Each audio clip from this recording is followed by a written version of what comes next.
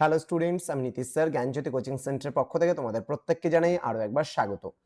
তো আমি আজকে তোমাদের 2026 যে পরীক্ষাটা তোমরা দিয়েছো আন্ডারস্ট্যান্ডিং ইন্ডিয়া, সেখান থেকে আজকে আনসার কি অর্থাৎ যে উত্তর এবং তার ব্যাখ্যাগুলো, পরীক্ষার যে প্রশ্নপত্র হয়েছিল তার উত্তর এবং ব্যাখ্যা নিয়ে আজকে সবিস্তারে আমি আলোচনা করব। যারা ফার্স্ট টাইম ভিডিওটি দেখছো তারা অবশ্যই চ্যানেলটিকে সাবস্ক্রাইব করে পাশে থাকা বেল আইকন অল প্রেস করে দেবে, যাতে নেক্সট টাইম থেকে কোনো ভিডিও আপলোড করলে তার নোটিফিকেশন তুমি সবার আগে পেতে পারো এবং তোমরা পরীক্ষায় কত পেয়েছো না পেয়েছো সেটা মিলিয়ে নাও। তোমাদের আন্ডারস্ট্যান্ডিং ইন্ডিয়াতে সর্বমোট 30 খানা প্রশ্ন হয়েছিল, প্রতিটা প্রশ্নের জন্য 2 করে নাম্বার, 30 দুগুণ 60 নাম্বার কিন্তু টোটাল পরীক্ষা হয়েছিল। এবং আমরা যা তোমাদের 5টা সেট দিয়েছিলাম সেই সেট থেকে কিন্তু 100% কমন কিন্তু তোমাদের প্রত্যেকটা প্রশ্ন পড়েছিল। আজকে তার ব্যাখ্যা সহ বিস্তারিত উত্তরগুলো বলে দেবো, তোমরা তোমাদের পরীক্ষার যে প্রশ্নপত্র রয়েছে সেখান থেকে মিলিয়ে নাও। এটা কিন্তু তোমাদের কয়েকটা সেট করা হয়েছিল মেবি আন্ডারস্ট্যান্ডিং ইন্ডিয়াতে, তো তার মধ্যে দেখবা যে এই প্রত্যেকটা প্রশ্নই আছে, কোনোটা আগে কোনোটা পরে করে কিন্তু রয়েছে। তো বৌদ্ধ ধর্মের প্রতিষ্ঠাতা কে ছিলেন, এটা কিন্তু গৌতম বুদ্ধ হবে প্রথম প্রশ্নটার উত্তর। ঠিক আছে, ব্যাখ্যা যদি বলি তাহলে বৌদ্ধ ধর্মের প্রবর্তন করেছিলেন সিদ্ধার্থ গৌতম, যিনি বোধিলাভের পর কিন্তু গৌতম বুদ্ধ নামে কিন্তু পরিচিত হয়েছেন। ঠিক আছে, নেক্সট বলছে অজন্তা এবং ইলোরা গুহা কোন রাজ্যে অবস্থিত, এটা হচ্ছে মহারাষ্ট্রে হবে। এবং তার উত্তরটা কি রয়েছে, ব্যাখ্যাটা কি রয়েছে, বলছে প্রাচীন ভারতীয় শিল্পকলার অন্যতম শ্রেষ্ঠ নিদর্শন অজন্তা এবং ইলোরা গুহা ভারতের মহারাষ্ট্র রাজ্যের ছত্রপতি তোমার হচ্ছে সম্ভাজিনগর মানে পূর্বের মানে ঔরঙ্গাবাদ জেলায় কিন্তু অবস্থিত। নেক্সট বলছে পরবর্তী প্রশ্ন, সিন্ধু সভ্যতা কি কারণে বিখ্যাত ছিল, এটা হবে নগর পরিকল্পনা। ঠিক আছে, খুব পুরাইটের তৈরি বাড়ি, সুপরিকল্পিত রাস্তাঘাট, উন্নত প্রণালী ব্যবস্থা, এই জন্য কিন্তু যথেষ্ট মানে নাম ছিল সিন্ধু সভ্যতার। নেক্সট বলছে ভারত মাতা চিত্রটি কে অঙ্কন করেন, অবনীন্দ্রনাথ ঠাকুর, তোমাদের বলেছিলাম এটা। নেক্সট বলছে বেদের সংখ্যা কয়টি, 4টি, এটাও আমি বলেছিলাম, পড়িয়েছিলাম, ঋগ্বেদ, সামবেদ, যজুর্বেদ, অথর্ববেদ। তাজমহল কে নির্মাণ করেছিল, এটাও পড়িয়েছিলাম, শাহজাহান। নেক্সট রয়েছে কোন বছর ভারতের জাতীয় কংগ্রেস প্রতিষ্ঠিত হয়েছিল, 1885, এই প্রশ্নটাও আমি সেটে দিয়েছিলাম। নেক্সট বলছে কোন বছর মহাবিদ্রোহ হয়েছিল, এটাও সেটে দিয়েছিলাম, 1857। নেক্সট জালিয়ানওয়ালাবাগের হত্যাকাণ্ড কবে হয়েছিল, আমি দিয়েছিলাম পাঞ্জাবের অমৃতসরে হয়েছিল জালিয়ানওয়ালাবাগ, অমৃতসরে 1919 খ্রিস্টাব্দে 13 এপ্রিল। আইএনএ সম্পর্কেও করিয়েছি, Indian National Army, Rashbehari Bose এটা করেছিল এবং নেতাজি সুভাষচন্দ্র বসুর নেতৃত্বে ছিল। এটাও কমন প্রশ্ন, বিখ্যাত স্লোগান ডু অর ডাই কখন দেওয়া হয়েছিল, ভারত ছাড়ো আন্দোলনের সময়, করবো অথবা মরবো অথবা করেঙ্গে ইয়া মারেঙ্গে, এই কথাটি বলেছিল গান্ধীজি কিন্তু 1942-এর 8ই আগস্ট ভারত ছাড়ো আন্দোলনের সময়।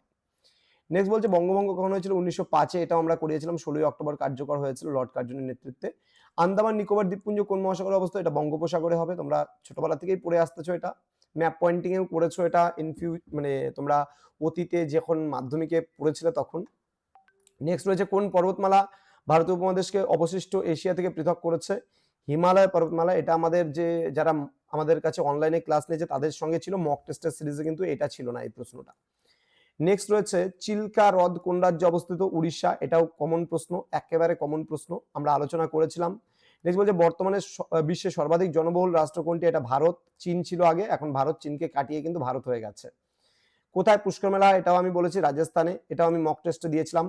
আসামের বিখ্যাত লোকনৃত্য কোনটি, বিহু, ঠিক আছে, এটাও আমি মক টেস্টের সিরিজে দিয়েছিলাম। দেন বলছে ভারতবর্ষের প্রথম রাষ্ট্রপতি কে ছিলেন, রাজেন্দ্র প্রসাদ, এটাও আমার দেওয়ার কোশ্চেনের মধ্যে পড়ে। নেক্সট রয়েছে কবে ভারতবর্ষে প্রজাতান্ত্রিক রাষ্ট্ররূপে আত্মপ্রকাশ করেছিল, 1950 খ্রিস্টাব্দের 26 জানুয়ারি। নেক্সট প্রশ্ন বলেছে কোন সংশোধনীতে পঞ্চায়েতি রাজ্য ব্যবস্থা সাংবিধানিক স্বীকৃতি লাভ করেছিল, 73তম সংবিধান সংশোধনী। নেক্সট রয়েছে ভারতীয় সংবিধানে বর্তমানে কতগুলি মৌলিক অধিকার রয়েছে, 6টি হবে সঠিক উত্তর। নেক্সট কে ভারতীয় সংবিধানের সংশোধন করতে পারেন, এটা বলছে পার্লামেন্ট, ঠিক আছে, লোকসভা এবং রাজ্যসভায় কিন্তু হয়। নেক্সট প্রস্তাবনায় ভারতবর্ষের স্বরূপ কি ছিল, এটা হবে সার্বভৌম সমাজতান্ত্রিক ধর্মনিরপেক্ষ গণতান্ত্রিক প্রজাতন্ত্র রাষ্ট্ররূপে ভারতকে ঘোষণা করা হয়েছে। জিএসটি এর পুরো নাম কি, goods and services tax. Next রয়েছে প্রথম পঞ্চবার্ষিকী পরিকল্পনার সময়কাল কি, 1951 থেকে 1956। সবুজ বিপ্লব কোন বিষয়ের সাথে সংযুক্ত, এগ্রিকালচার বা কৃষি। নেক্সট রয়েছে ভারতবর্ষের কেন্দ্রীয় ব্যাংকের নাম কি, আরবিআই, এটাও দিয়েছি ইকোনমিক্স থেকে প্রশ্ন, কিন্তু আমি এটাও দিয়েছি, একদম প্রত্যেকটা প্রশ্ন কমন প্রশ্ন। 2015 সালে পরিকল্পনা কমিশনের পরিবর্তে কোন সংস্থার আবির্ভাব ঘটে, নীতি আয়োগ, 2015 সালের তোমার 1 জানুয়ারি, হ্যাঁ, পরিকল্পনা কমিশন মানে এর অবসান ঘটিয়ে নীতি আয়োগ গঠন করা হয়েছিল। নেক্সট বলছে ভারতবর্ষে আর্থিক উদারীকরণ কত সালে শুরু হয়েছিল, এটা হবে 1991 সালে, পিভি নরসিমহা রাও এবং ডক্টর মনমোহন সিং এর নেতৃত্বে। তো এই ছিল তোমাদের মানে পরীক্ষার প্রশ্নপত্রের যে উত্তরগুলো, সেই উত্তরগুলো নিয়ে আজকে অ্যান্সার কি নিয়ে আলোচনা করলাম।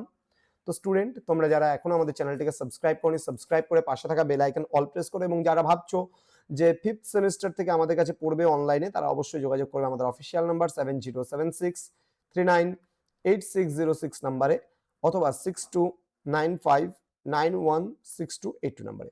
দেখা হচ্ছে খুব তাড়াতাড়ি আরো একটা নতুন ক্লাস নিয়ে তোমাদের সঙ্গে। তোমরা প্রত্যেকে ভালো থেকো, সুস্থ থেকো। Thank you so much. Thanks for watching after all. Thank you.